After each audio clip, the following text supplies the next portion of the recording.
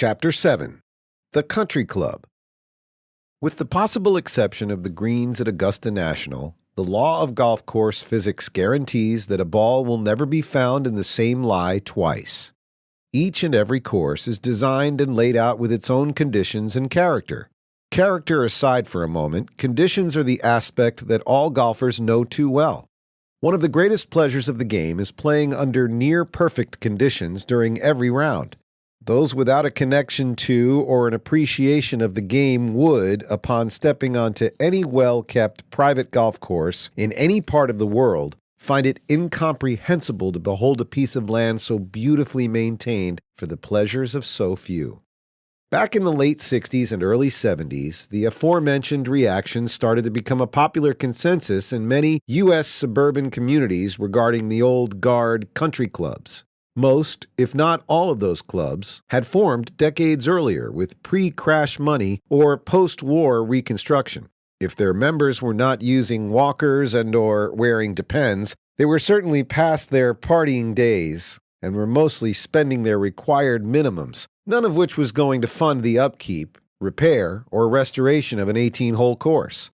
That led to many clubs pulling back on their once-staid membership criteria and marketing to a younger generation, many of whom had achieved some financial success, enjoyed the game, and were playing at public facilities. I was one of those younger generation recruits. Responsibility and well-thought-out decisions were not my strong suit at the time, but I convinced myself that, having met the age qualifications, I had no other choice but to bite the well-bitten bullet one more time. "What's my audit number? Where do I park?" I'm fairly certain that the phrase I silently uttered as I first drove through those pillars as a member was, "Whatever," a phrase that would later make my head explode when it came from one of my 3 kids in reply to a simple question. I started playing with a foursome that would stay together for a number of years. The ringleader was Bill Sheridan, a friend who was also to blame for my final decision to take on the private membership adventure. We were playing with Messrs. Whalen and Gallen, both Johns, whom I'd gotten to know fairly well. Bill was late, as he was for everything, mostly for vanity reasons and his usual ta-da entrance. Kidding aside, he was talented in more ways than I care to count, and if you were in his company, you were having a good time. In addition to his overseeing a film production company on Lexington Avenue, he was a model and regular voiceover actor on TV commercials. He sang and was aces on the piano and guitar, and he had a sense of humor that was officially at war, in the best way, with mine from day one. Bill probably knew better than I did how uptight I was about the whole venture. In addition to the caddy fees and titleists, I had a wife and 3 kids at the pool running amok with an audit number and a sharp pencil at the ready. But it only made him smile all the more in a silent, nothing bad is gonna happen sort of way. I had other reasons to feel awkward on that first day. I had caddied at that club 15 years earlier, and more than a few members shot questionable looks my way, not to mention some of the caddies. But within minutes of stepping onto the first fairway, any discomfort was overwhelmed by the majesty of the land ahead of me and the task at hand. Somehow, someway, I made it through those first few end-of-season invoices, and looking back, there was far more positive than negative that came from being a part of that culture for those years. If not for me, then for my kids, who seemed to carry forward a sense of manners and proper young adult behavior they might otherwise have missed. Sadly, the business I was in at the time eventually headed toward a porcelain depository, and I simply could not find the right plunger. Back to day one. Somewhere around the 4th hole, I noticed a bag tag with my name and storage bin number and immediately wondered how much that had set me back. There I was again, back on the money thing instead of the putting thing. A few well-placed putts could buy a truckload of bag tags in a bevy of beautiful colors, and I knew that. I also knew that there was not going to be a charge on my first bill for the fucking tag. As I mentioned earlier, the foursome was to be a regular thing, and even if we did not go on both Saturday and Sunday, at least one of the 2 days was a given. On one such Saturday, when Bill and I found ourselves without the 2 Johns, we were corralled into a match with 2 rather formidable players who wanted to wager a tad more than we were accustomed to. We lost the front 2 down, and were in a heap of doo-doo on the back as we approached the 14th tee. Grim circumstances were ahead, but my own combination of guilt, regret, and general pessimism in particular, combined with my inability that day to make a putt from anywhere inside 6 feet, all made it worse. After our two opponents hit fairly acceptable drives on the rather difficult par 4, and my, no sweat, partner casually striped it center cut 250, I stepped up with what felt like a sledgehammer in my hand and wished for an apocalyptic occurrence prior to starting my takeaway. Through a sympathetic God who knew and understood suffering, I made contact and nailed it to a perfect resting place no more than a 7 or an 8 iron from the flag, with a perfect angle to the stick. The rush from my triumph diminished rapidly as we all reached the top of a rise to the area overlooking the green. The group ahead was heavily involved in a search for not just one, but 2 balls in tall grass. I did not need that. I began to feel the tingling onset of a minor nervous breakdown. Oh, please do not misunderstand. It was not my first Bronco ride by any means. It was, however, my first under those circumstances where character counted. At the public facilities, it was win or lose, pay or get paid, throw your clubs in the trunk, and leave a dust trail when you leave. The course was maxed out, so there was no possibility of playing through the ball searchers. The group behind us had reached the tee box, and while their impatience was obvious, they knew us and understood we were not the cause of the holdup. Bill and I had our regular caddy, Doug, and the two of them were involved in a deep conversation out of my earshot. I had always felt that Bill was more than just another bag to Doug. And even though we had never discussed it, I knew Bill was a bit of a mentor to Doug, so I let them have their exchange. I needed to be alone anyway, or at least I thought I did. I found a tree that needed someone to lean on it, which looked back to the tee as opposed to the green. If I looked and imagined the upcoming shot one more time, that particular pristine fairway was going to become far less than pristine. Finally, the time to play was upon us. Our opponents were positioned to hit first, and in my mind at the time, I wished nothing but good thoughts for them as they approached. They both missed the green, but were in position to scrape out a par, albeit with a bit of talent and luck. Before Bill hit, I casually mentioned the middle of the green being an ever-so-happy place. I made no mention of Mrs. Kelly's begonias over the wall, about 5 feet left of the green, nor the gaping bunker just right of the flag. I'm sure Doug was a step ahead of me with that brilliant observation, but Bill acknowledged it anyway. I should mention that, in the course of my bonding with the aforementioned tree, I had taken a complete inventory of my life and its current value. After assessing the currency in my left pocket, I suddenly remembered the caddy fee. There were only 2 things that members could not sign for at the club: caddies and gambling losses. In a pinch, and only rarely, the caddy master would handle the caddy, but those funds had to be paid back immediately, and the whole practice was frowned upon and never meant to become a habit. We needed to win 4 of the next 5 holes and do no worse than halve the other. Oh shit, I thought. The monthly bill was due the next day, and if not paid in full, then my name would be posted, placed in every visible area throughout the grounds. Getting posted was basically getting thrown onto the scumbag list, and it cut you off from just plain everything. Did I say everything? There were no cigarette machines, and unless you had a bottle in your locker, you were dry. Your wife was shunned, and the other members' kids would beat up on yours. At that thought, I swear I felt the tree move. I also flashed on the additional and horrible thought that I might not have a fresh pack of Lucky Strikes in my locker. But all was suddenly interrupted by Doug's calling out, "Mr. Murph!" much in the same way that a steward would call for a jockey to take his mount. It shook me from my stupor, only to remind me I needed to pull off a knockdown 7-iron or full 8, which I still had 0 confidence in, despite the fact that I had gone over it in my mind 10 times. I had not watched my partner's approach shot, but as I glanced at the green, I saw it to be void of golf balls, which added more fun to the forthcoming and life-changing shot I was about to attempt.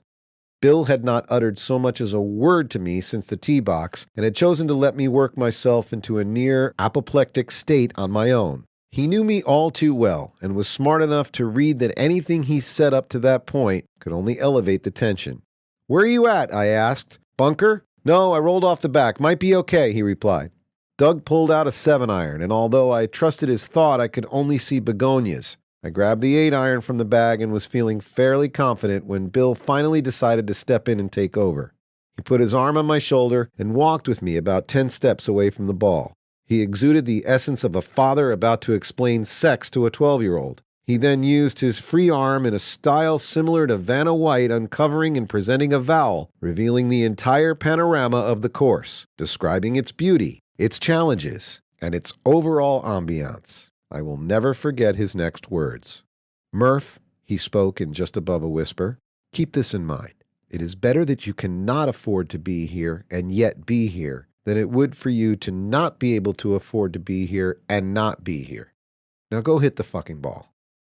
There was a fresh pack of Luckies in my locker. Doug got paid, and so, by the way, did we, thanks to our opponents three-putting their way to the house. I dropped off a company check in the morning and then spent some well-planned hours in an effort to back it up. Oh, and yeah, we stiffed it on 14. America's Guest, Joe Dell. For obvious reasons, one of the most important reasons for membership to any private club is the exclusive privilege of inviting a close friend or important client as a guest to enjoy the facility and all of its accompanying exclusivity. As is the rule now, back in the 70s, the country club management viewed member guest activity as nothing less than ideal promotion for the club, as all guests were potential new members. Management usually consisted of some pretty bright folks who put certain policies into effect that would discourage a member from taking advantage of the spirit of their exclusivity and its accompanying aforementioned privileges. The annual membership fee for a family was expensive, and needless to say, added guest fees were painfully high. In addition, there were usually policies in effect that prohibited a member from having the same individual as a guest more than twice in a season, and in some cases twice in the same month. That was to prevent a little-known art form known as guesting, an antic that consisted of a group of 4 or 5 gents banding together under one membership fee and alternating or guesting their way through the season. As I mentioned earlier, club management was onto those kinds of shenanigans, and there was generally no good way to beat the system. So if you wanted to be a part of it, you ponied up the 5-figure check and played by the rules. Enter Joe Dell. His full name is followed by at least 4 more syllables, but friends and some foes had relegated the name to Dell early on, and it had stuck. I had heard a rumor that when his children started school, the nuns had to help them with the proper spelling of their last names because their father had long forgotten it. But as I said, it was just a rumor. Joe was not then and is not now a con man of any sort. On the contrary, he was the center of our golf clique universe when we all played daily fee courses. On any given midweek, if any of us wanted to know who was playing and where, a call to Joe would set us straight. Frugal to a fault, he still had his confirmation money. He was in debt to no one and paid and/or collected his golf wagers along with everyone else, with only the occasional and quite unusual complaints of an unfair match. Without going into detail, Joe knew everybody in Westchester County that worked at, was a member of, or was connected in any way to each and every country club. What follows are a few stories of the Dell, some with a bit of embellishment and others strictly to the letter. Very early on in my tenure at the club, I had run into Joe at a local watering hole. We were enjoying a few adult potables when he reminded me that I owed him.